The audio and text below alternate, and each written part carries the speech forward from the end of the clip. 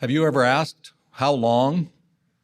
If you're enduring some challenging circumstance right now, perhaps old age, a serious illness, or some other pressure, such a question is very understandable. Or perhaps you're in the position of giving assistance and trying to encourage a family member or someone in the congregation who's going through a very difficult time right now. And perhaps you've wondered the same question, how long? How long that we all have to endure all of this? Asking that question puts us in good company. To cite one example, at Psalm 13, 1 and 2, King David asked the question, how long? 4 times in quick succession. Maybe you recall, how long, O Jehovah, will you forget me? Forever? How long will you hide your face from me? How long will I have anxious concern, with grief in my heart each day? How long will my enemy triumph over me?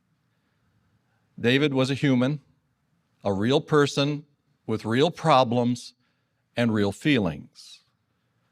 Habakkuk was another human, just like us, who was plagued with questions, and he asked the same. How long? How Jehovah responded to Habakkuk can strengthen our resolve to wait just a little while longer on Jehovah, to wait patiently. Please open your Bible with me to Habakkuk chapter 1, and let's read verses 2 and 3. And notice the succession of 6 emotion-filled questions. Habakkuk chapter 1, verses 2 and 3. How long, O Jehovah, must I cry for help, but you do not hear? How long must I ask for help from violence, but you do not intervene? Why do you make me witness wrongdoing? And why do you tolerate oppression? Why are destruction and violence before me? And why do quarreling and conflict abound? Do you think those were good questions? They were. Like us, Habakkuk was living in a very difficult time. Violence, oppression, injustice was rampant. Habakkuk was deeply distressed by the circumstances that he was experiencing, that he was seeing.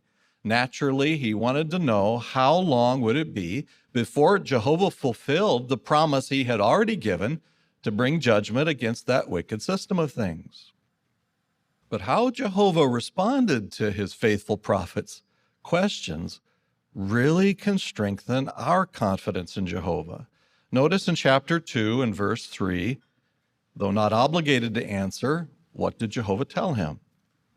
Habakkuk chapter 2, verse 3, for the vision is yet for its appointed time, and it is rushing towards its end, and it will not lie. Even if it should delay, keep in expectation of it, for it will without fail come true. It will not be late. A beautiful reassurance from Jehovah. Wouldn't you agree?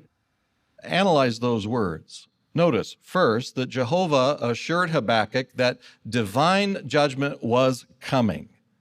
Jehovah had not changed his stated purpose. And then Jehovah added that there was an appointed or fixed time for that judgment. In effect, Jehovah was telling Habakkuk, Habakkuk, the day of judgment is on my calendar. Jehovah then added more. He said that the judgment was rushing towards its end or its fulfillment. It would not lie. And as a result of thinking and meditating on those assurances, Habakkuk had no reason to be impatient or to give way to despair. In fact, instead of criticizing Habakkuk for those very sincere, very poignant questions, Jehovah encouraged Habakkuk.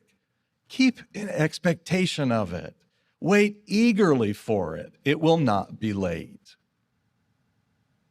Well, it's one thing to receive encouragement, but I'm sure you'd agree it's another thing to fully accept it, to take it to heart and be nourished at heart by such encouragement. Did Habakkuk take Jehovah's response to heart? Did it encourage him? Well, cast your eyes to chapter 2 and verse 1, and you'll notice that Habakkuk's communicating with Jehovah did, in fact, calm his heart. he resolved to keep waiting confidently and patiently on Jehovah. Later in chapter 3 and verse 16, Habakkuk repeated his resolve when he said that he would quietly wait for Jehovah's day. Well, what does all of this have to do with you and with me? Well, we live at a time when Jehovah has also appointed a fixed day of judgment. Nearly 2,000 years ago, the Father already knew when the end would come, according to Jesus. In Matthew chapter 24, verse 36, what had Jehovah already established? A day and hour. So that means that the day that you and I eagerly anticipate is on Jehovah's calendar. It's been there for a long time. It will come on time, at the right time, at a time that Jehovah knows to be the best time. And isn't that what we would expect of our best friend, Jehovah God, the God of love, the great timekeeper, the King of eternity? Meditating on the fact that the day and hour is established helps us renew our resolve to keep waiting patiently on Jehovah. But what if the day seems to be delaying?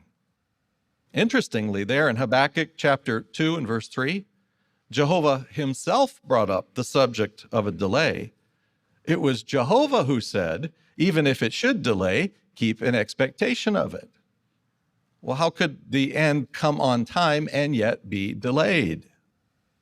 Well, consider the situation back in Habakkuk's day.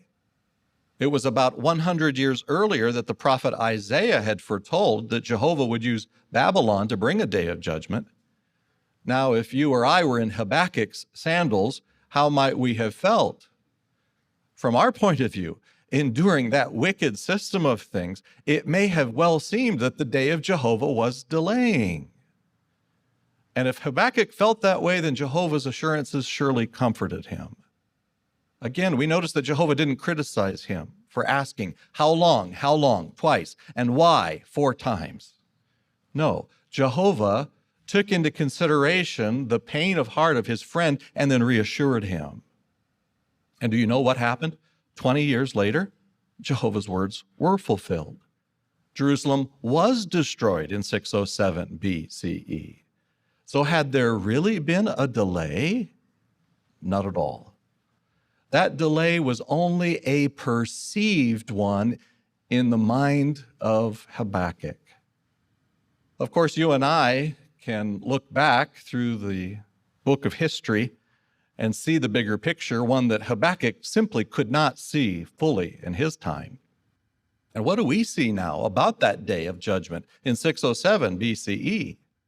Well, like a piece in a very detailed but beautiful puzzle, the destruction of Jerusalem came right on time, at the perfect time, because that was a pivotal date in the fulfillment of other Bible prophecies that have to do with our day during the last days.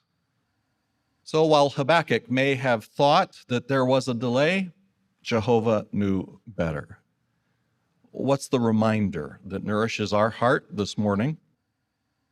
Everything linked to Jehovah's grand purpose has always been and will always be in the perfect control of the great timekeeper, Jehovah.